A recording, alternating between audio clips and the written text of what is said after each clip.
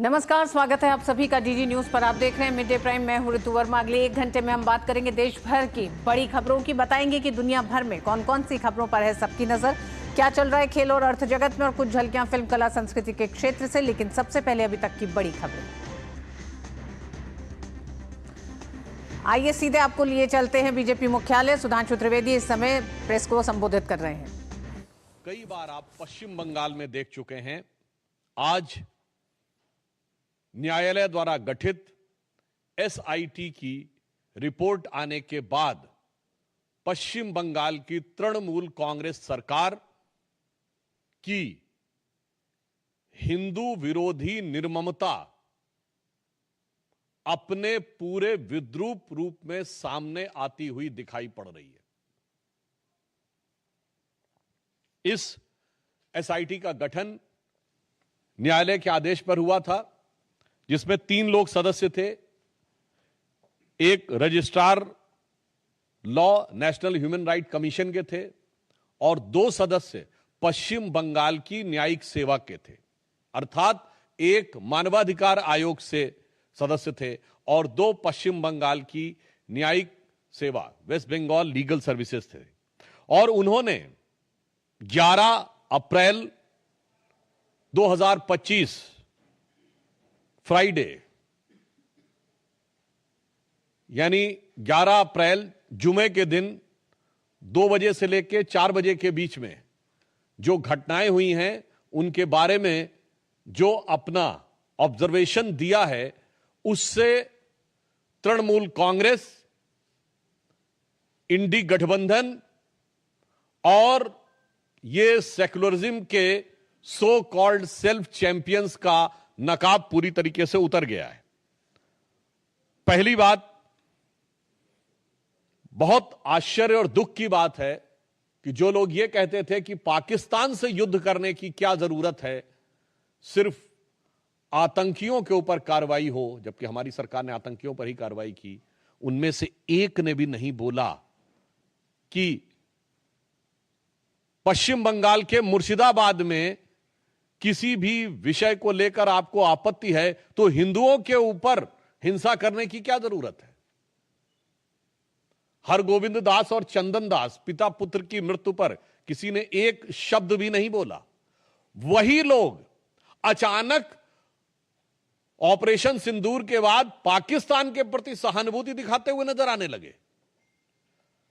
इसमें जो फाइंडिंग्स आई हैं, पहला पॉइंट जो तृणमूल कांग्रेस ने यह प्रचार करने का, भ्रम पैदा करने का प्रयास किया था कि इसमें बाहर के लोग शामिल थे।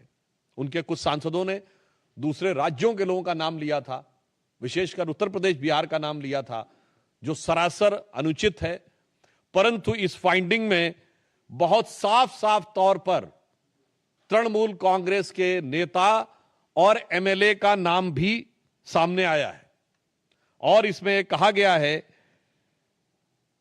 कि उनके 11 अप्रैल को, मैं इसको एज इट इज रीड करना चाहता हूं। All the attacks were carried out on the Friday 11th of April from 2 PM onwards under the instructions of local councillor Mehboob Alam, and police and administration done nothing।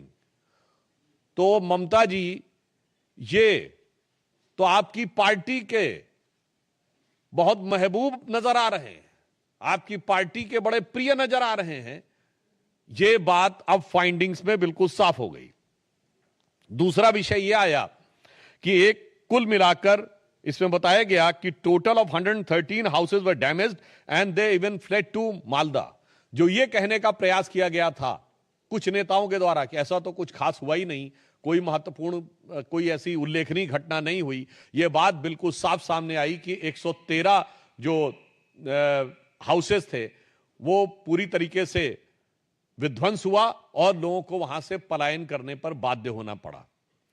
इसी के साथ साथ यह भी बात सामने आई कि पुलिस ने कई मौकों के ऊपर जो उनकी प्रोसीडिंग्स में, और ये जो तृणमूल कांग्रेस के नेता का नाम ये पेज नंबर 5 के ऊपर अपनी फाइंडिंग्स में लिखा हुआ है।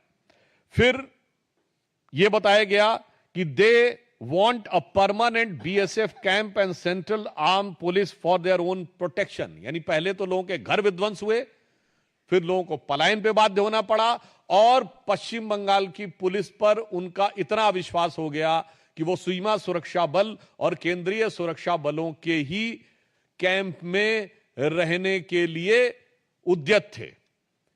यह साफ दर्शाता, और आगे लिखा है, the West Bengal police did not respond at the village of Betbona called at 4 p.m. on Friday and 4 p.m. of Saturday, but police did not pick up the call. यानी गांव के लोगों ने जब उनको मदद की गुहार लगाई, पुलिस ने कुछ नहीं किया।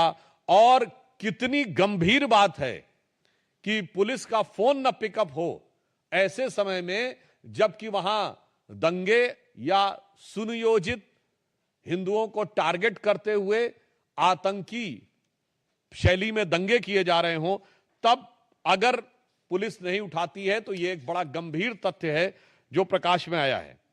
और यह भी बात सामने आई है कि residents of Shamsherganj, Hijaltala, Shulutala, Digri, they came masking up their faces. यानी यह भी बात साफ आई कि चेहरा छुपाकर लोग सुनियोजित ढंग से हिंसा करने के लिए आए थे। एक बात बहुत स्पष्ट हो गई है कि हिंसा का प्रकार चाहे कोई भी हो, राजनीति का प्रकार चाहे कोई भी हो, वार सिर्फ और सिर्फ हिंदू समुदाय के ऊपर है।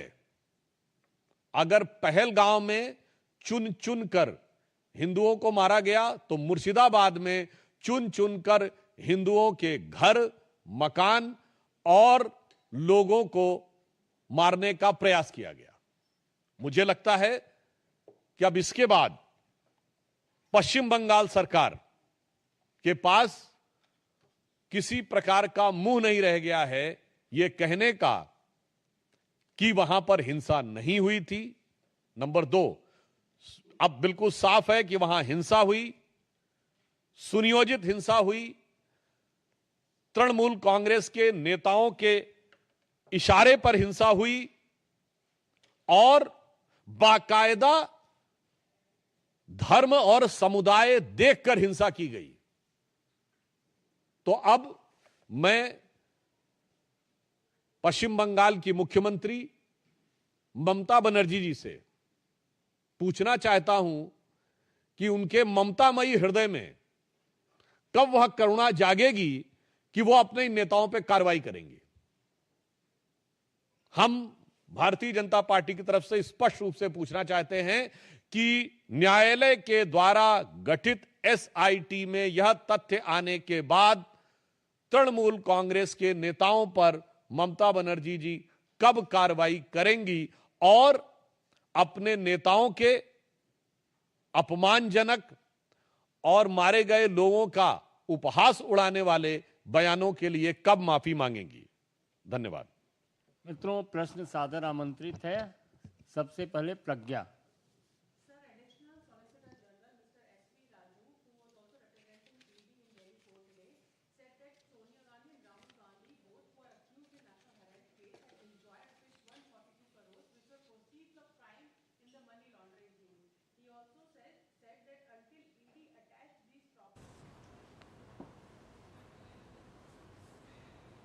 तो आप देख रहे थे बीजेपी नेता और सांसद सुधांशु त्रिवेदी। कोलकाता हाईकोर्ट ने एक एसआईटी गठित की थी मुर्शिदाबाद हिंसा के बाद। उस एसआईटी की रिपोर्ट को लेकर भारतीय जनता पार्टी के नेता और सांसद सुधांशु त्रिवेदी ने बड़ा हमला ममता बनर्जी पर किया है कि जिस तरह से एसआईटी ने अपनी फाइंडिंग्स में ये बहुत साफ कहा है कि किस तरह से इस पूरे मुर्शिदाबाद हिंसा को सुनियोजित तरीके से टीएमसी के नेता, पार्षद, जिसमें महबूब आलम का नाम शामिल है, एसआईटी ने शामिल किया है। और इसके साथ और भी कुछ तथ्यों को सुधांशु त्रिवेदी इस समय रख रहे हैं। एक बार फिर रुख करेंगे सुधांशु त्रिवेदी का। 2 crore rupees related to proceeds of crime।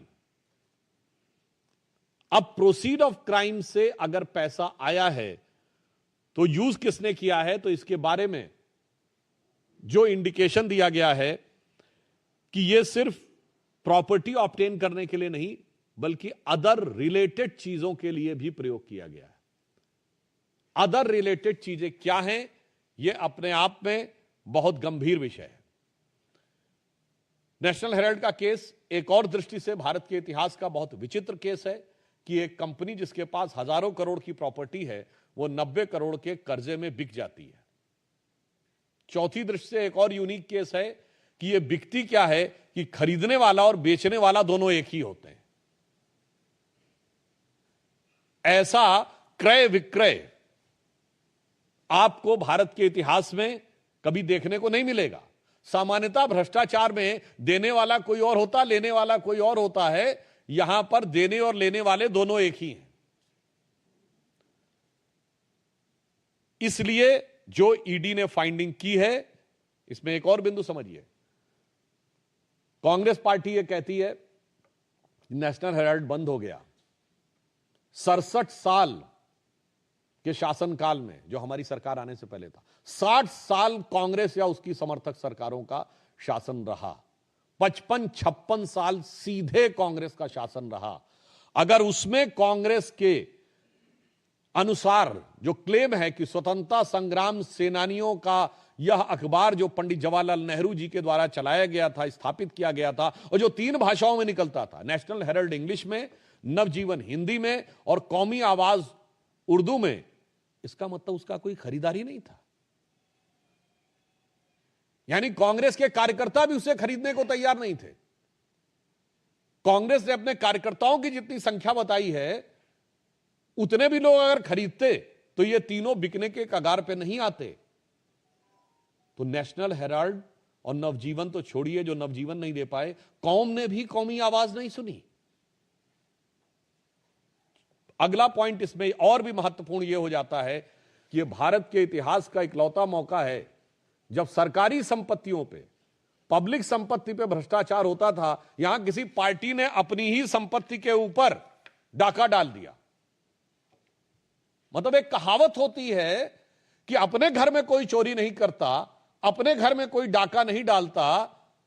यह आपने सिर्फ कॉमेडी फिल्मों में देखा होगा, मगर यह ट्रेजेडी देखिए कि नेशनल हेराल्ड केस इस मामले में एक विचित्र केस है। और यह भी दर्शाता है, the ED today has mention about 142 crore rupees of proceed. तो मैं कहना चाहूंगा, एक वो कांग्रेस थी जो महात्मा गांधी की कांग्रेस थी, जिसका सदस्यता शुल्क कितना था, 4 आने। कांग्रेस में नारा होता था, 1 चवन्नी चांदी की, जय बोलो महात्मा गांधी की। और आज कांग्रेस वहां पर पहुंच गई आधुनिक गांधियों के नेतृत्व में कि देश तो छोड़ो, पार्टी की संपत्ति भी आज के गांधी की। तो अगर 142 करोड़ का विषय आया है, यह बहुत गंभीर बात है। यह कांग्रेस पे सिर्फ कानूनी नहीं, यह कांग्रेस पे सिर्फ राजनीतिक नहीं, बल्कि गंभीर नैतिक सवाल पैदा करता है कि जो लोग अपने को स्वतंत्रता संग्राम सेनानियों की विरासत के एकमेव उत्तराधिकारी घोषित होने का दावा करते थे, उन्होंने ही बकौल खुद स्वतंत्रता संग्राम सेनानियों की संपत्ति पर डाका डाला। रविकांत, पाकिस्तान को बेनकाब करने के लिए जो भारत सरकार का प्रतिनिधिमंडल अलग-अलग देशों में जा रहा है, उस पर भी कांग्रेस पार्टी ने सवाल खड़े किए हैं। जयराम रमेश कह रहे हैं कि जो कवायद है ये सिर्फ ध्यान डाइवर्ट करने के लिए भारत सरकार की पीआर एक्सरसाइज है। देखिए, हम ये बात भली भांति समझ सकते हैं। कांग्रेस पार्टी इस समय सबूत न मांग पाने की जो खिसियाहट है, उस छटपटाहट में इस ढंग का बयान देने को बाध्य हो रही हो। हम एक बात बहुत स्पष्ट रूप से कहना चाहते हैं कि अगर उन्हें लगता है कि कोई डाइवर्जन की बात है, तो मैं सिर्फ कोट करना चाहता हूं पाकिस्तान के प्राइम मिनिस्टर शहबाज शरीफ ने, जब ऑन रिकॉर्ड यह बोल दिया कि 9 और 10 तारीख की दरमियानी रात, ये उनका वर्ड है, 9 और 10 तारीख की दरमियानी रात हमारे सिपह सलार जनरल सैयद आसिम मुनीर ने मुझे 2:30 बजे रात को जगाकर कहा कि हिंदुस्तान ने नूर खान एयरबेस के ऊपर मिसाइल गिरा दिया है। अब इतना बड़ा जो डाइवर्जन हुआ जाके नूर खान एयरबेस पे, ये अगर कांग्रेस को नजर नहीं आता है, तो मुझे लगता है उनकी नजर के ऊपर से लगता है राष्ट्रवाद का पानी पूरी तरीके से हट चुका है। सेकेंड पॉइंट, जो इन्होंने कहा कि ये ध्यान बांटने के लिए कि जा रहे हैं बाहर, ये भारत के सभी सांसदों का अपमान तो है ही। मगर मैं जयराम रमेश जी से पूछना चाहता हूं, आपके नेता तो ध्यान लगाने के लिए जाते थे। आपके नेता या तो ध्यान लगाने को विदेश जाते थे या देश को बांटने के लिए विदेश जाते थे। आपके नेता ने जितनी बार विदेश गए हैं, देश को बांटने वाली कोई ना कोई बात कह के आए हैं। पहली बार सभी दलों के लोग एक साथ मिलकर भारत की एकजुटता का प्रदर्शन कर रहे हैं। और जहां तक हमारी नीति है, हमारी नीति भारतीय जनता पार्टी की बहुत स्पष्ट है कि इस ढंग के मौकों के ऊपर दलगत भावना से ऊपर उठकर अंतरराष्ट्रीय मंच पर भारत की एकजुटता दिखानी है, चाहे हम विपक्ष में हो या सत्ता पक्ष में।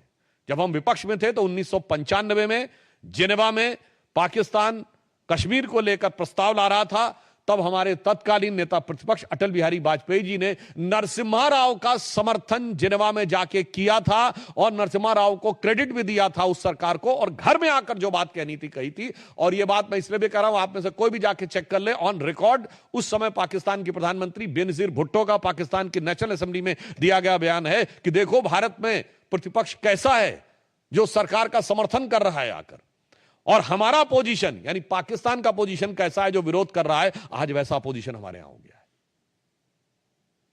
इसलिए यह बात जो कहने का प्रयास कर रहे हैं, वैसे ऑन द लाइटर नोट मैं एक और बात कहूं, लगातार आप देख ही रहे हैं कि कांग्रेस पार्टी के नेता एक के बाद एक ऐसा बयान देते हैं जो पाकिस्तान की मीडिया की सुर्खियां बटोरे। अब जयराम रमेश जी का यह बयान भी यूज किया जाएगा, तो ये पाकिस्तान की पीआर एक्सरसाइज में जो लगे हुए हैं और भारत के इस गंभीर प्रयास को जो पीआर कह के डाइल्यूट करने का प्रयास कर रहे हैं, मैं एक बात कहूंगा कि कुछ मामलों में उनकी मानसिकता और पाकिस्तान की मानसिकता में एक और मेल है। अभी आपने देखा कि ऑपरेशन सिंदूर में जिस अप्रतिम शौर्य का परिचय भारत की सेना ने दिया और जो गंभीर क्षति पहुंचाई, जिसका मैंने अभी आपको बता भी दिया कि पाकिस्तान के प्राइम मिनिस्टर का पाकिस्तान के आर्मी चीफ को कोट करते हुए बयान है, इसके बावजूद वहां के आर्मी चीफ का प्रमोशन हो गया, क्या बन गए? Field marshal. ठीक, हमारे यहां भी उसी जहनियत से पैबस्त हैं। वो जंग हार कर फील्ड मार्शल बनते हैं और कांग्रेस में चुनाव हार कर फील्ड मार्शल बनते हैं। वहां भी प्रमोशन होता है, यहां भी प्रमोशन होता है। तो इसे मैं कहना चाहूंगा, तो इसलिए दोनों तरफ बैठकर एक ही विचार, एक ही भाव, तो मिले सुर मेरा तुम्हारा करते हुए भारत के प्रयासों को इस प्रकार से अवांछित रूप से छोटा साबित करने का प्रयास बचना चाहिए कांग्रेस पार्टी को। और मैं कांग्रेस पार्टी और इंडी गठबंधन से, जो मैंने अभी मॉर्निंग में कहा, उसे रिपीट कर देना चाहता हूं। इंडिया अलायंस नाम रख लेने से दिल से भारतीय नहीं हो जाता। आज इंडिया अलायंस के तमाम नेताओं के बयान पाकिस्तान की मीडिया में, पाकिस्तान की संसद में, पाकिस्तान की सेनाओं की ब्रीफिंग में, पाकिस्तान द्वारा भारत के विरुद्ध दिए जा रहे डोजियर्स में कोट किए जा रहे हैं। तो ऐसा प्रतीत होता है कि ये पॉपुलर फ्रंट ऑफ पाकिस्तान की तरह इंडिया अलायंस बिहेव करने लगा।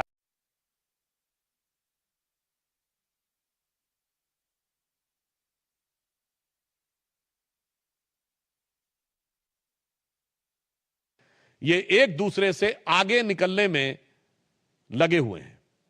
पर मैं फिर कांग्रेस पार्टी से यह अनुरोध करना चाहूंगा कि इस मौके पर जब भारत के सर्वदलीय प्रतिनिधिमंडल विदेश में जा रहे हैं, तो इस प्रकार की बात करने से बाज आना चाहिए। भारत की एकजुटता का प्रदर्शन करना चाहिए। कम से कम कुछ समय के लिए अपनी भावनाओं पर नियंत्रण रखना चाहिए। वोट बैंक की राजनीति को राष्ट्रीय हित से अलग रखना चाहिए। गौरव, न्यूज़ 24। सर, छत्तीसगढ़ में नक्सलियों के खिलाफ जो ऑपरेशन चल रहा है, सुरक्षा बलों को सफलता मिली है। 30 के आसपास नक्सली मरे हैं और कई बड़े नाम है उसको, उस पर क्या? देखिए, छत्तीसगढ़ में अभी जो सूचनाएं आ रही हैं और जो प्राइमा फेसिया इंफॉर्मेशन मिली है, प्रथम दृष्टया सूचना, उनके अनुसार एक बहुत बड़ी सफलता छत्तीसगढ़ में नक्सलियों के विरुद्ध प्राप्त हुई है, जिसमें संभवतः प्राप्त जानकारी के अनुसार 25-30 से अधिक नक्सली मारे गए हैं। गृह मंत्री आदरणीय अमित शाह नेता सुधांशु त्रिवेदी लगातार अपनी प्रेस कॉन्फ्रेंस में जिस तरह से उन्होंने मुर्शिदाबाद हिंसा को लेकर एसआईटी की रिपोर्ट के सामने आने के बाद ममता बनर्जी से सवाल किया है कि जिस तरह से एसआईटी में उनके पार्षद, नेता और पुलिस की भूमिका पर सवाल उठाया गया है, तो ममता बनर्जी अब क्या एक्शन लेने जा रही हैं अपने नेताओं और पार्षद के खिलाफ। एक ये सवाल किया, साथ ही साथ उन्होंने सवाल किया सर्वदलीय प्रतिनिधि मंडल का विदेशों में जाने को लेकर भी। जिस तरह से कांग्रेस लगातार ये कह रही है कि एक पीआर एक्सरसाइज है, उनका ये कहना है, सुधांशु त्रिवेदी का या बीजेपी का बड़ा आरोप कांग्रेस पर है कि कांग्रेस लगातार ये कहकर सिर्फ ऑपरेशन सिंदूर के बाद पाकिस्तान का पीआर कर रही है। तो इन तमाम खबरों को भी विस्तार से देखेंगे। शुरुआत करेंगे मुर्शिदाबाद हिंसा पर जो एसआईटी आई है उससे संबंधित। पश्चिम बंगाल के मुर्शिदाबाद जिले में अप्रैल में हुई हिंसा पर कलकत्ता हाईकोर्ट की ओर से गठित जांच समिति ने अपनी रिपोर्ट सौंपी है। रिपोर्ट में मुर्शिदाबाद दंगों को लेकर पश्चिम बंगाल सरकार पर बड़ा आरोप लगाया गया है। रिपोर्ट में स्पष्ट कहा गया है कि टीएमसी के सांसदों और पार्षदों ने दंगों को रोकने के लिए कुछ नहीं किया। इसके साथ ही पश्चिम बंगाल सरकार ने पुलिस और नागरिक प्रशासन को निष्क्रिय रहने के लिए प्रोत्साहित भी किया।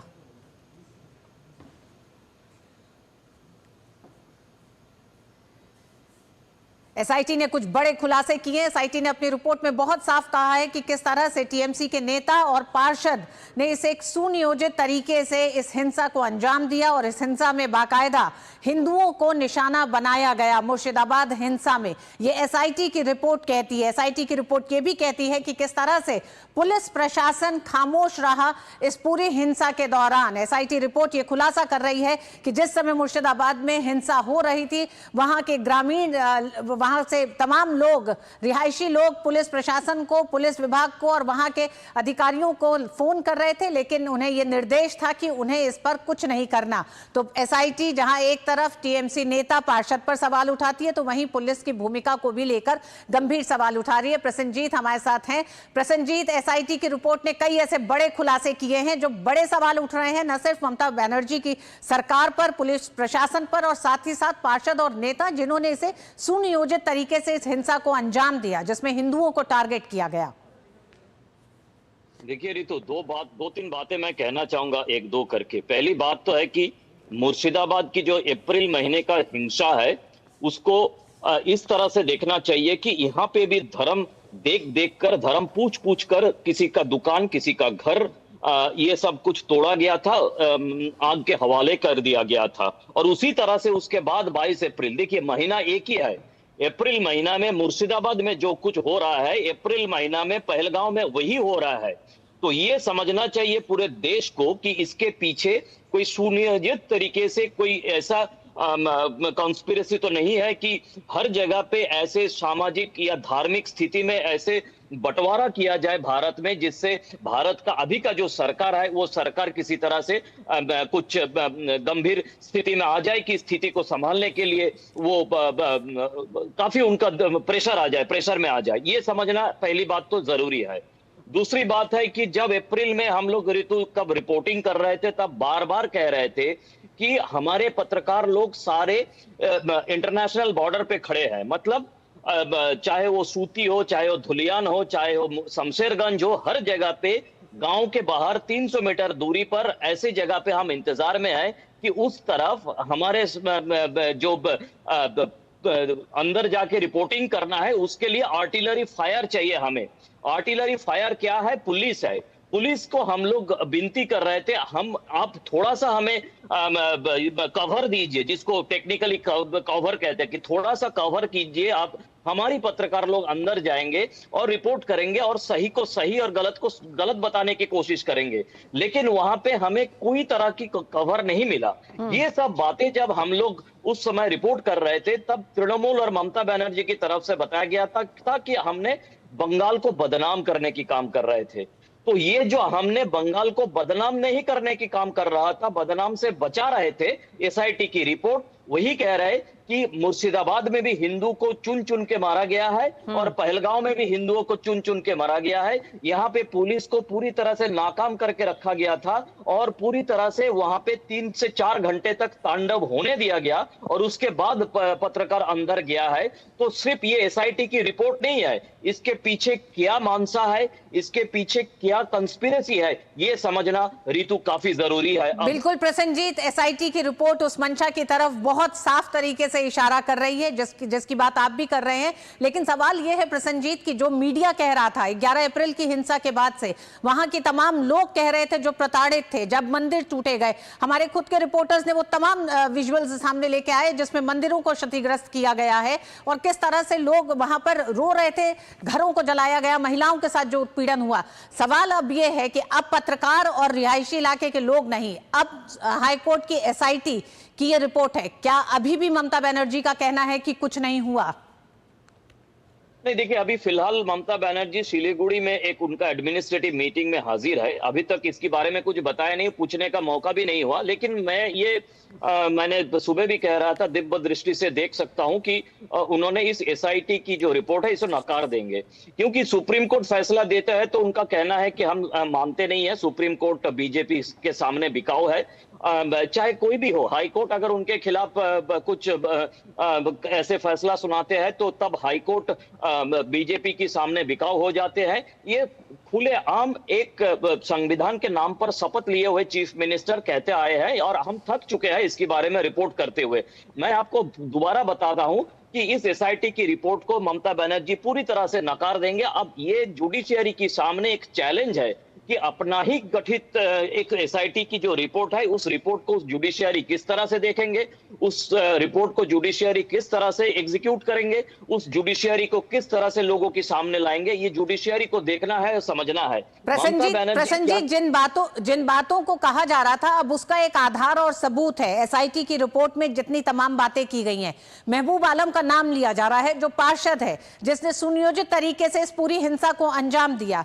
टीएमसी के और नेताओं के नाम है, पुलिस पर सवाल किए जा रहे हैं। तो क्या भारतीय जनता पार्टी के पास अब एक तरह से काफी सबूत के तौर पर काफी कुछ है कि ममता बनर्जी पर एक दबाव बनाया जाए कि कम से कम महबूब आलम जैसे नेताओं और टीएमसी के उन नेताओं जिनका नाम एसआईटी ने लिया है उन पर एक बड़ी कार्रवाई की जाए? देखिए ऋतु, सबसे पहले तो ये समझना चाहिए कि ये जो आलम है, ये आलम एक मुखौटा है सिर्फ। उनके खिलाफ कदम उठाना, उनके खिलाफ किसी एक्शन लेना, ये बड़ी बात नहीं है। समझना ये जरूरी है कि उस समय पे 12 अप्रैल को शायद बंगाल की डीजीपी राजीव कुमार ने, जब हम बता रहे हैं कि वहां पे लोगों का मौत हो चुके हैं, तब राजीव कुमार ने प्रेस कॉन्फ्रेंस करके ये बताने का कोशिश कर रहे थे हम पत्रकार लोग अफवाह फैलने की काम कर रहे हैं और अफवाह ना फैलाया जाए। अगर आपको याद होगा शायद इसके बारे में कि अगर अफवाह फैलाया जाए तब एक्शन लिया जाएगा, मतलब एक तरह से धमकी देने की काम राजीव कुमार ने किया था वहां पे अपने साथियों के साथ बैठकर। तो आप ये समझ लीजिए, पूरे दर्शकों को समझना चाहिए, ये कोई एक महबूब आलम की काम नहीं है, ये एक पूरी तरह से एक संगठित क्राइम है जिसमें पूरे तृणमूल कांग्रेस, उनकी सारे आकाएं इसमें शामिल है, जिसमें चीफ मिनिस्टर ममता बनर्जी है ही है। ऋतु, प्रसन्नजीत, ऐसे में जो स्थितियां आप बता रहे हैं कि ये सुनियोजित तरीके से टीएमसी का पूरा एक तरीका है किस तरह से हिंदुओं को टारगेट किया जाए पश्चिम बंगाल में और उन्हें उनके साथ हिंसा जिस तरह से हो रही है, क्या अब एसआईटी की रिपोर्ट पर अगर आपके मुताबिक माना जाए कि प्रशासन कुछ नहीं करेगा, ममता बनर्जी इसमें कुछ नहीं करने जा रही है, तो क्या गृह मंत्रालय को स्वतः संज्ञान लेने की जरूरत है एसआईटी की रिपोर्ट पर और कुछ बड़े कदम की तरफ बढ़ने की जरूरत दिखाई देती है राज्य में हिंदुओं की रक्षा के लिए, लोगों की रक्षा के लिए और एक सुशासन के लिए, कानून व्यवस्था को कायम रखने के लिए? देखिए पहले मैं ये बता दूं कि भाजपा की जितने सारे यहाँ पे नेता है, ये सब लोग बार बार हमारी जो रिपोर्टिंग है उसके ऊपर भरोसा करते हुए एक दबाव डालने की कोशिश की है, चाहे वो शुभेंदु अधिकारी हो, चाहे वो सुकांत मजूमदार हो, चाहे कोई भी हो। और एक खतरनाक आरोप ममता बनर्जी की तरफ से लगाया गया था कि बीजेपी की तरफ से बांग्लादेश से उपद्रवी को लाकर यहाँ पे मुर्शिदाबाद में दंगा किया गया और ये भी बताया गया, पहले बताया गया बिहार से, उसके बाद नहीं हुआ तो चले गए पूरे इंटरनेशनल लेवल पर बांग्लादेश में और ये भी बताया गया कि बीएसएफ के तरफ से गोली चलाया गया था, इसीलिए वहां पे लोग हिंसक हो गए, लेकिन नहीं तो वो शांतिपूर्ण वक्फ की विरोध में वहां पे आंदोलन कर रहे थे। तो अब ये सारे रिकॉर्ड पर है। अब ये सेंट्रल होम मिनिस्ट्री को समझना है, सोचना है कि एक चीफ मिनिस्टर इस तरह से बीएसएफ के ऊपर, एक चीफ मिनिस्टर इस तरह से बीजेपी के ऊपर बांग्लादेश से लोग लाने का ये सारे आरोप लगा सकते हैं कि नहीं। और अभी जो ये एसआईटी की रिपोर्ट आप दिखा रहे हैं, जहां पे पिंक कलर में वो मार्किंग किया हुआ है, वहां पे सारे वहां पे सब कुछ डिटेल में किया हुआ है। तो इसके बाद जो हम पत्रकार लोग कह रहे थे, बीजेपी के ऊपर जो आरोप है बांग्लादेश से लोग लाने का, बीएसएफ के ऊपर आरोप है कि वो गलत तरीके से गोली चलाया था, ये सारे चीफ मिनिस्टर का ऑन रिकॉर्ड स्टेटमेंट है। अब ये बीजेपी की फैसला है, कोर्ट की फैसला है, या सेंट्रल होम मिनिस्ट्री की फैसला है कि यहाँ पे हिंदुओं को रक्षा करने के लिए। मैं आपको बताऊं कि 3 दिन पहले मालदा की और एक जगह पे इस तरह की घटना घटी है। शुभेंदु अधिकारी, लीडर ऑफ अपोजिशन, उन्होंने ट्वीट या एक्स में डाले थे। तो ये घटना लगातार है, ऐसा नहीं है पहले मालदा में जो हुआ था, उसके बाद फिर मुर्शिदाबाद, फिर मालदा। तो ये होता ही जा रहा है। और कुछ थोड़ा बहुत साउथ 24 परगना में भी हुआ है, नदिया में भी हुआ है। अब फैसला तो जिनको लेना है वो लेंगे। रितु जी, प्रसन्नजीत, अंत में आपसे, एसआईटी हाईकोर्ट ने गठित की थी, एसआईटी की जो तमाम एक तरह से रिपोर्ट है, अब उस पे क्या करने जा रहा है हाईकोर्ट भी, क्योंकि हर स्तर पर क्या किया जा रहा है। एसआईटी गठित की गई थी तो किसी मकसद से की गई थी, और इस एसआईटी में जो खुलासे हुए कि 300 मीटर की दूरी पर पुलिस स्टेशन था, लेकिन वहां से कोई नहीं आया। तो इस तरह की जो स्थितियां पैदा हो गई हैं पश्चिम बंगाल में, उस पर हाईकोर्ट किस तरह से क्या करने जा रहा है आगे?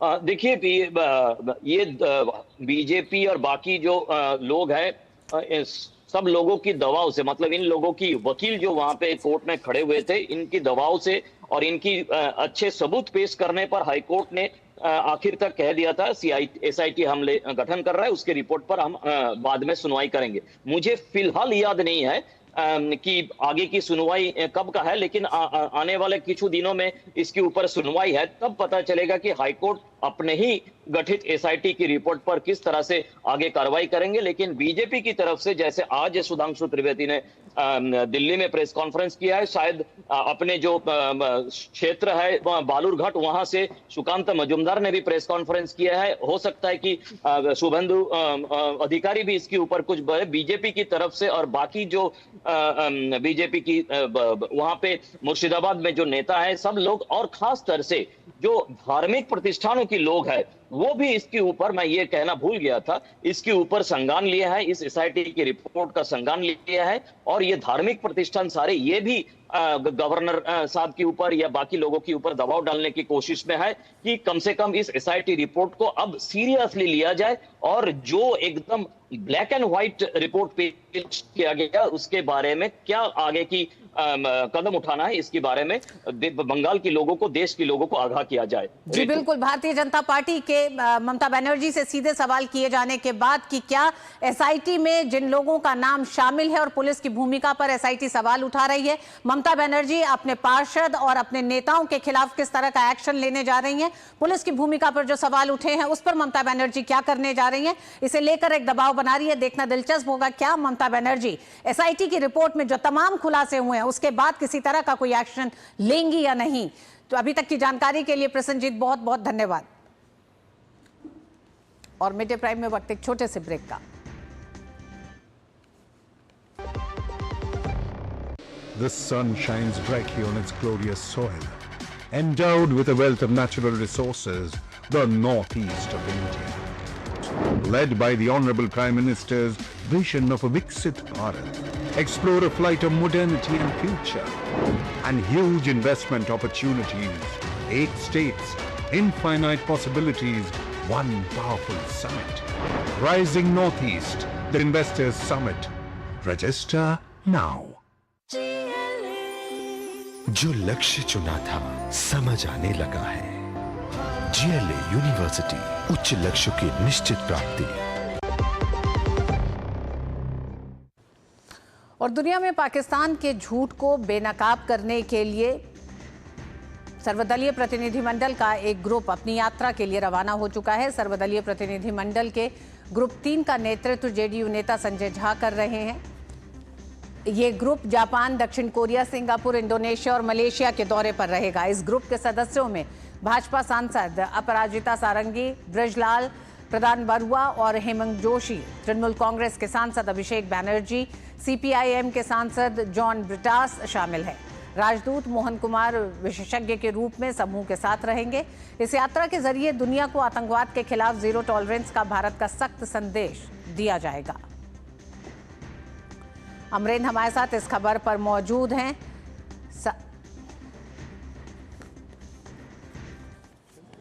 Japan, south Korea, Indonesia, Malaysia और सिंगापुर जा रहा है। सबसे बड़ा इशू है कि ये आतंकवाद जो है वो पाकिस्तान की स्टेट पॉलिसी है, इनके नकाब को उतारना।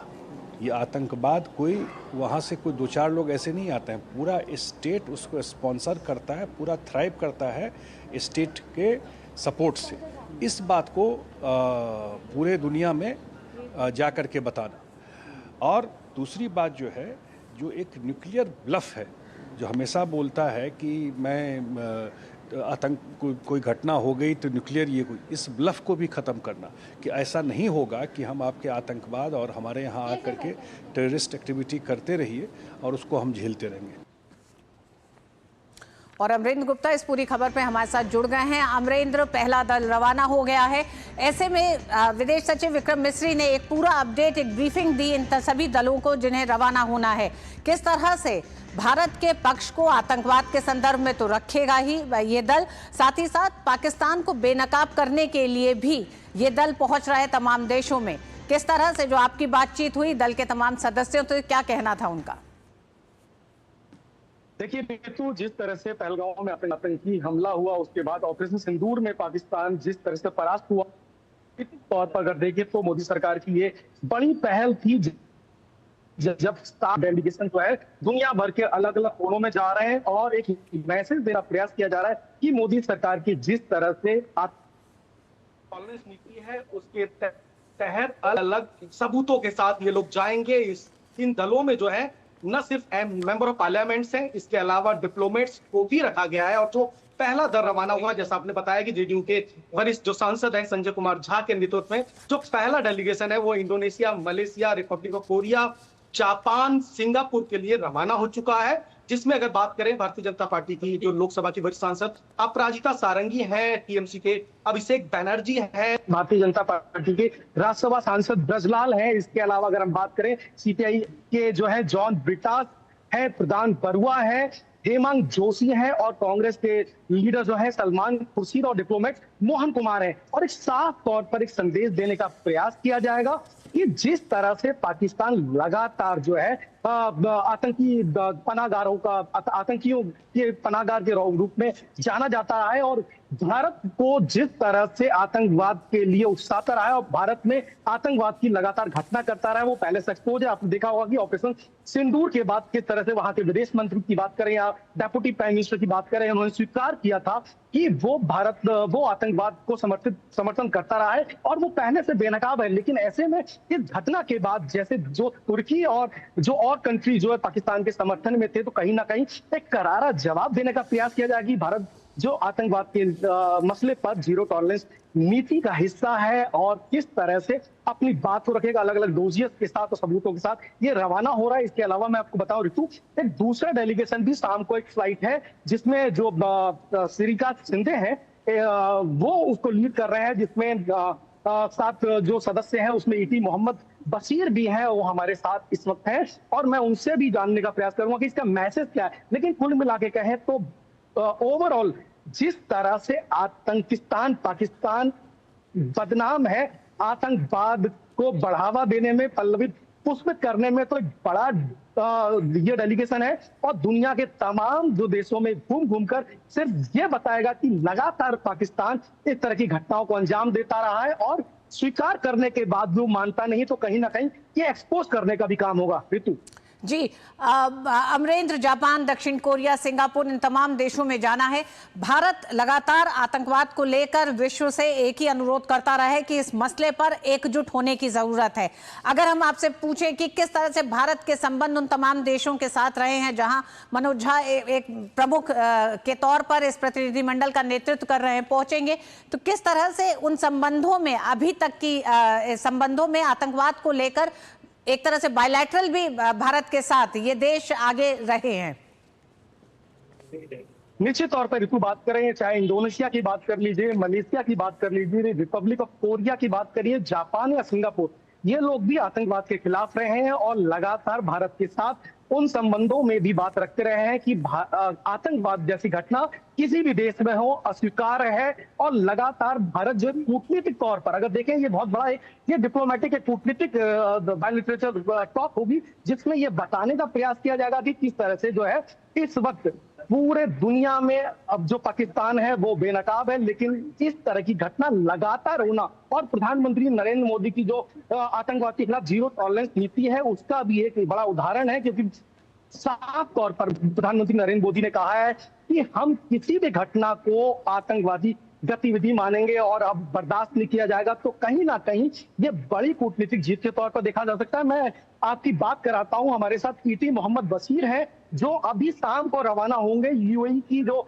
डेलीगेशन है जो श्रीकांत शिंदे जो लीड कर रहे हैं उसकी, उनसे मैं आपकी बात कराता हूं क्योंकि वो उस ग्रुप का अहम हिस्सा है। और आपको अगर इसको मैं बता दूं कि हर डेलीगेशन में एक मुस्लिम सांसद हैं जिनको उस डेलीगेशन का हिस्सा बनाया गया है। और अभी मैंने थोड़ी देर पहले जो डेलीगेशन है उसमें राज्यसभा सांसद खटाना जो है वो जाने वाले हैं, गुलाम अली खटाना। और जो शाम को डेलीगेशन निकल रहा है उसमें लोकसभा के सांसद ईटी मोहम्मद बशीर निकलने वाले हैं, वो हमारे साथ हैं। मैं आपकी बात कराता हूं और उन विषयों पे बात कराता हूं कि वो कौन से मुद्दे हैं जिस पर वो दुनिया को बेनकाब करने वाले हैं। हमारे साथ मैं कुछ सेकंड में आपकी बात कराता हूँ। जी अमरेंद्र, हमने देखा अमरेंद्र इससे पहले भी भारत ने कई मौकों पर इस तरह का प्रतिनिधिमंडल भेजा है, लेकिन आतंकवाद के खिलाफ इस लड़ाई में शायद अभी तक का ये सबसे बड़ा प्रतिनिधिमंडल होगा। जिस तरह से 7 प्रतिनिधिमंडल में 59 सांसद तमाम देशों में जाएंगे और पाकिस्तान को बेनकाब करेंगे।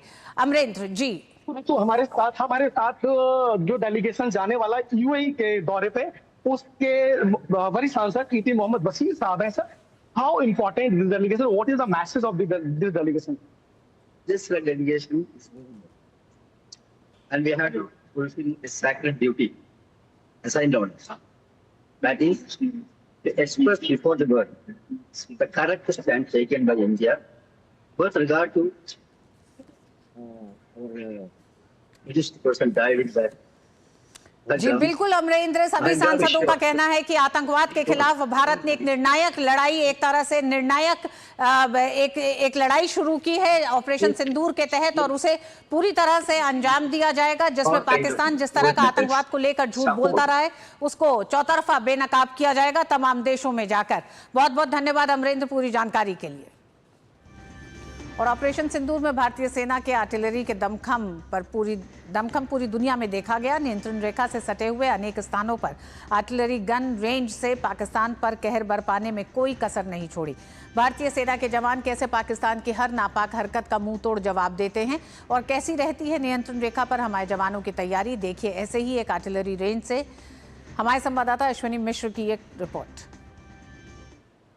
नियंत्रण रेखा के एक अग्रिम पोस्ट पर हम हैं जहां पर आर्टिलरी का ये गन पोस्ट है। पाकिस्तान ने 25 तारीख से लेकर 6 तारीख तक लाइट सीज फायर वायलेशन किया लाइट वेपन्स के जरिए, लेकिन जब 6-7 की दरमियानी रात उसने तेज हैवी आर्टिलरी से फायरिंग की तो इन्हीं पोस्टों से पाकिस्तान के हर एक नापाक मंसूबे को मुंहतोड़ जवाब दिया।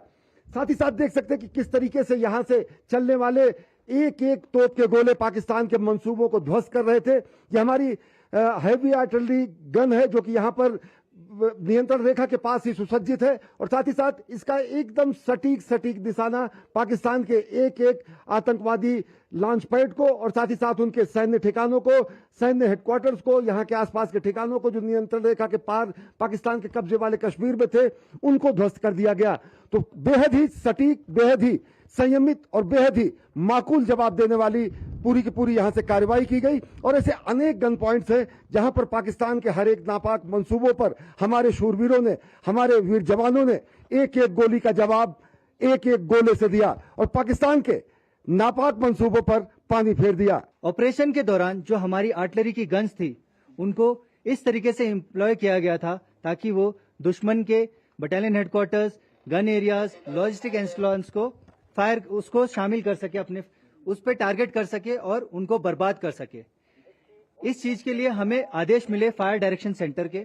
आदेश मिलते ही हमारे गनर्स का जोश इतना ज्यादा हाई था और इतना ज्यादा कोऑर्डिनेटेड था कि इन्होंने सब लोगों ने मिलकर उन सारे दुश्मन के ऊपर फायर किया और उनको बर्बाद किया। हैवी एनिमी शेलिंग जब हो रही थी तो उसमें भी उनका जो प्रोफेशनलिज्म होता है और जो उनका टेक्निकल प्रोफिशिएंसी होता है वो इतना ज्यादा हाई था कि इन्होंने दुश्मन को मुंह तोड़ जवाब दिया, दुश्मन के सारे टारगेट्स को एंगेज किया और उनका जोश देखने बनता था। तो देख सकते हैं कि किस तरीके से यहां पर आर्टिलरी फायरिंग करने के बाद पाकिस्तान के हर एक उस नापाक मंसूबे पर पानी फेर दिया गया। हमने एक एक गोली का जवाब गोले से दिया और साथ ही साथ इस सेक्टर में जहां पर हम हैं सबसे ज्यादा सीज फायर वायलेशन और सबसे ज्यादा पाकिस्तान की नापाक हरकतें इधर होती हैं, लेकिन यहीं से सबसे ज्यादा नुकसान भी पाकिस्तान को होता है, यहीं से पाकिस्तान को मुंह की खानी भी पड़ती है। कैमरा पर्सन विनोद ओझा के साथ अश्विनी कुमार मिश्र, डीडी न्यूज, नियंत्रण रेखा, बारामूला।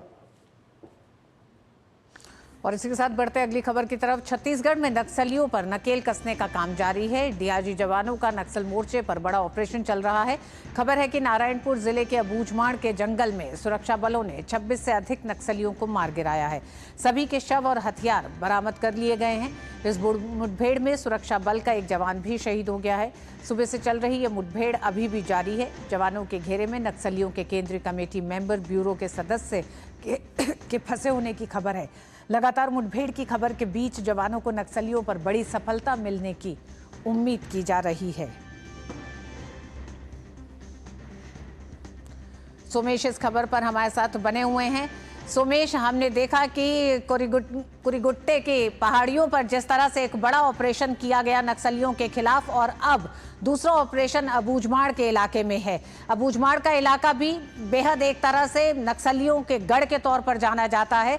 इस ऑपरेशन को सुबह से ये ऑपरेशन शुरू हुआ है। अभी तक की जानकारी के तौर पर क्या क्या चीजें सामने आ रही हैं? तो बताना चाहूंगा अब तक का ये भी सबसे बड़ा एंटी नक्सल ऑपरेशन जारी है, जो छत्तीसगढ़ का नारायणपुर अबूझमाड़ का जंगल है, जो करीब 5,000 वर्ग किलोमीटर फैला हुआ है। इस इलाके में सुरक्षा बलों की जानकारी मिली थी कि बड़े नकली कैडर इस इलाके में छुपे हुए हैं, जिसके बाद 4 जिलों की जो डीआरजी पुलिस है उन्होंने एक ज्वाइंट ऑपरेशन किया, जिसमें दंतेवाड़ा, बीजापुर, सुकमा, ये डीआरजी के जवान उस इलाके में पहुंचकर सुरक्षा बल के जवान नक्सलियों के कोर इलाका में घुसकर नक्सलियों का एनकाउंटर किया है। और जो हमारे पास जो जानकारी मिल रही है, जो नक्सलियों का मोस्ट वांटेड कमांडर था, जनरल सेक्रेटरी था वसव राजू, जिसके ऊपर 1.5 करोड़ रुपए का इनाम था, सुरक्षा बलों ने इस एनकाउंटर में मार गिराने में बड़ी सफलता मिली है। पिछले 3 दिनों से जारी मुठभेड़ में सुरक्षा बलों ने अब तक 26 नक्सलियों के एनकाउंटर पे मार गिराया है। फिलहाल उस इलाके में मुठभेड़ जारी है। जो वसव राजू जो मारा गया है, जो जनरल सेक्रेटरी है और मोस्ट वांटेड नक्सली है, इसके ऊपर करीबन 1.5 करोड़ का इनाम था और 3 राज्यों की पुलिस इसकी खोजबीन कर रही थी। जो बताया जाता है कि जो मोस्ट वांटेड नक्सली मारा गया है, ये हथियार सप्लाई करने में था। कई जो नक्सली वारदात हुए थे, चाहे आंध्र प्रदेश हो, तेलंगाना हो, छत्तीसगढ़ हो, इस राज्यों में इसका हाथ था। तो आज जिस तरह से इस इलाके में मुठभेड़ चल रही है, 7 दिन पहले भी जो करेगुट्टा की पहाड़ी में जो मुठभेड़ चल रही थी, करीबन 31 नक्सलियों को सुरक्षा बलों ने मार गिराने में सफलता हासिल की थी और वो मुठभेड़ करीबन 21 दिनों तक चला था, जिसमें नक्सलियों के पास से कई आधुनिक हथियार, AK-47, 240 की संख्या में बंकर को सुरक्षा बलों ने नष्ट किया था। आईडी जो थे उसको भी डिफ्यूज किया था। आज भी जिस तरह से जो मुठभेड़ चल रही है, पिछले 50 घंटे से ज्यादा समय हो चुका है, उस इलाके में नक्सलियों सुरक्षा बलों के बीच में मुठभेड़ चल रही है। एक महत्वपूर्ण बात आपको ऋतु बताऊं, अबूझमाड़ का जो जंगल है, इस इलाके में जो सुरक्षा बल के जवान, जो नक्सलियों का जो कोर इलाका माना जाता है, जो पूर्ववर्ती मोस्ट वांटेड नक्सली हिडमा के बाद अबूझमाड़ इलाका भी ये जो कोर इलाका माना जाता है। इस इलाके में सुरक्षा बल के जवान लगातार घुस चुके हैं और जो उनको जानकारी मिली थी कि करीबन 200 से ज्यादा नक्सली इस इलाके में छुपे हुए थे, जिसके बाद सुरक्षा बलों ने एक ऑपरेशन लॉन्च किया। ऑपरेशन में सुरक्षा बलों को बड़ी सफलता मिली है। फिलहाल अभी भी मुठभेड़ जारी है। इस मुठभेड़ में आपने देखा होगा कि डीआरजी माने डिस्ट्रिक्ट रिजर्व फोर्स, जो डीआरजी के जो जवान होते हैं सबसे ज्यादा उनको जानकारी होती है, नक्सलियों के सारे दांव पेच की जानकारी होती है, हर एक करतूत की नक्सलियों के बारे में उनको जानकारी होती है, और इसलिए आज इस ऑपरेशन में डीआरजी के जवानों को भेजा गया है। फिलहाल उस इलाके में मुठभेड़ जारी है। जी रितु। जी, बहुत बहुत धन्यवाद सोमेश पूरी जानकारी के लिए। और देश में 103 रेलवे स्टेशनों का अमृत भारत योजना के तहत कायाकल्प कर दिया गया है। इनकी तस्वीरें जो सामने आ रही हैं उन्हें देखकर आप खुद अंदाजा लगाइए कि इंफ्रा विकास की दिशा में ये कितना बड़ा काम हुआ है। यात्रियों को यहाँ लिफ्ट, एस्केलेटर, पीने का साफ पानी, बैठने की उचित व्यवस्था, प्रतीक्षालय सब वैश्विक स्तर का बनकर तैयार है। तमिलनाडु, असम, तेलंगाना, पश्चिम बंगाल, उत्तर प्रदेश की तस्वीरें आपको दिखा रहे हैं। ये तेलंगाना का बेगमपेट रेलवे स्टेशन है जिसको पूरी तरीके से बदल दिया गया है। नए अमृत भारत स्टेशन के रूप में इनका विकास हुआ है। कल्याणी घोषपाड़ा ये पश्चिम बंगाल का रेलवे स्टेशन है। इन रेलवे स्टेशनों का जीर्णोद्धार किया गया है, पूरी तरीके से बदल दिया गया है। सुरेमनपुर उत्तर प्रदेश का ये रेलवे स्टेशन है जिसकी तस्वीर आप देख रहे हैं, जहां एक तरह से विश्व स्तरीय सुविधाओं को अब इन स्टेशनों पर यात्रियों के लिए उपलब्ध कराया जा रहा है। सामलपट्टी तमिलनाडु का ये रेलवे स्टेशन है।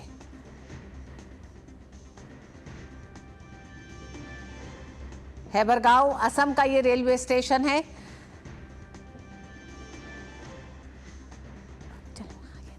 लेकिन फिलहाल एक स्टेशन की तस्वीरें आपकी स्क्रीन पर जो है आपको भी फर्क साफ नजर आ रहा होगा। आप देख सकते हैं पहले ये स्टेशन कैसे दिखाई देते थे और अब एकदम बदल चुके हैं। भव्य एंट्री गेट, सुरक्षा के इंतजाम, यात्रियों की सुविधा सब कुछ अब मौजूद है। बेगमपेट अमृत स्टेशन योजना के तहत सब अच्छा है और उस लिफ्ट भी फास्ट काम चालू है, सब अच्छा से कर रहे हैं इधर। अभी डेवलपमेंट अच्छा दिख रहा है यहाँ पर, ये बेगमपेट स्टेशन पर। और लेडीज़ के लिए जो फैसिलिटीज़ है, एक्सकेलेटर वगैरह वो सब भी बेहतरीन है यहाँ पे। और लेडीज़ के लिए है, ओल्ड एज पीपल्स के लिए है, उन लोग के लिए भी सहूलत है यहाँ पर। और गवर्नमेंट भी जैसो अच्छी फैसिलिटीज़ प्रोवाइड कर रही है पब्लिक को। बेगमपेट में पहले कई सहूलतें नहीं थे, अब अच्छे से सहूलतें हो गई। लिफ्ट भी आ गई, एक्सेलेटर भी आ गया, पूरे अच्छे से इंतजाम अच्छे से हो गए इधर। बेगमपेट को आए तो सब अच्छा दिख रहा। लिफ्ट भी है, इससे पहले हम आए थे 10-20 साल नहीं था कुछ भी, पर अब अच्छा है। अब वजन लाने की भी तकलीफ नहीं हुई।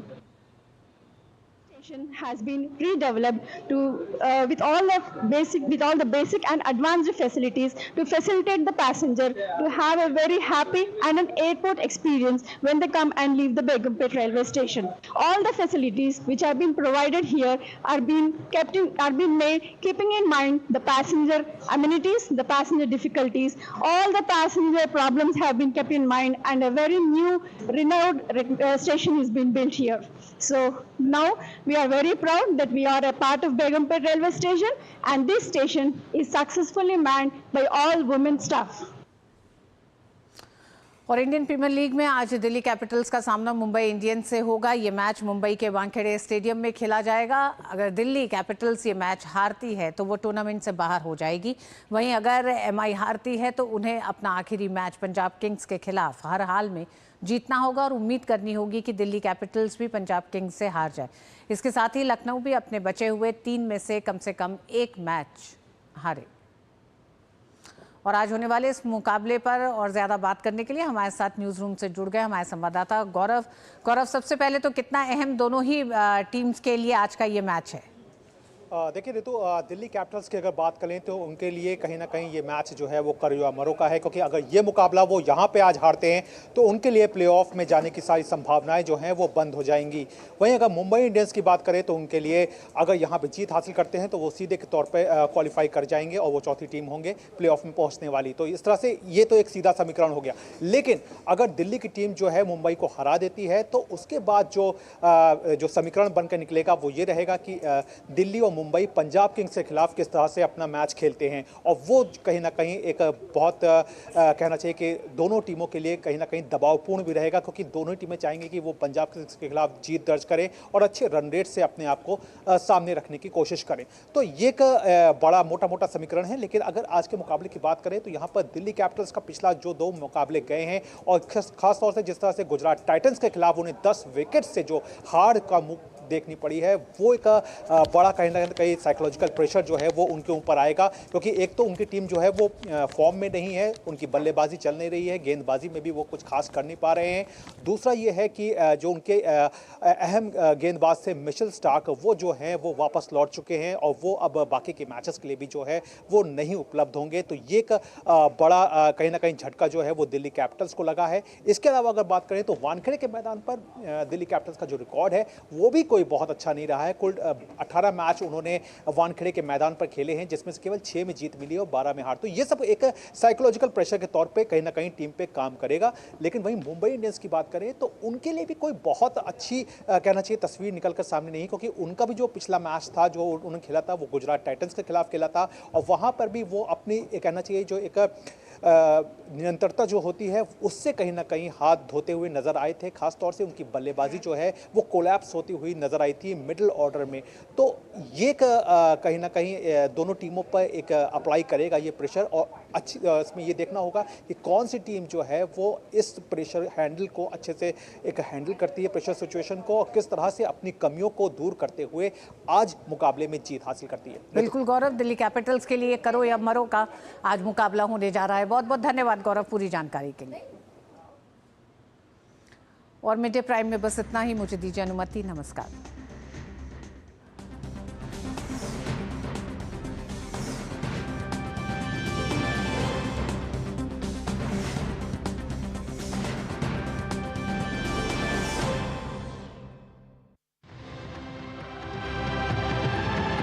हमारे लिए गर्व का समय है कि तिरंगा यात्रा निकाल के हम अपनी भारतीय सेना का सम्मान कर रहे हैं। हमारे जो सैनिक देश में हैं, जो हमारे देश की सुरक्षा कर रहे हैं, उनके लिए बहुत बड़े सम्मान की बात है।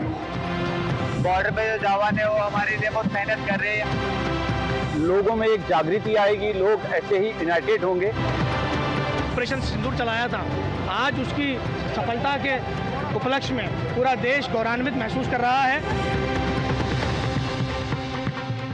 मन की बात है जन जन की, संघर्षों के कुछ किस्से, कहानी कुछ सफलताओं की, अनकही विरासत की, उम्मीदें नए भारत की। महीने के आखिरी रविवार का रहता है इंतजार, ब्रह्मपुत्र के घाट से हिमालय के विस्तार तक होती है मन की बात प्रधानमंत्री के साथ। तो सुनिए इस महीने 25 मई सुबह 11 बजे मन की बात आकाशवाणी और दूरदर्शन के सभी चैनलों पर और प्रसार भारती के OTT प्लेटफॉर्म वेव्स पर सजीव प्रसारण लाइव स्ट्रीमिंग के माध्यम से। इसके अतिरिक्त आकाशवाणी और दूरदर्शन के YouTube चैनल और प्रसार भारती के ऐप न्यूज ऑन एयर पर सजीव प्रसारण लाइव स्ट्रीमिंग के माध्यम से। तो याद रखें,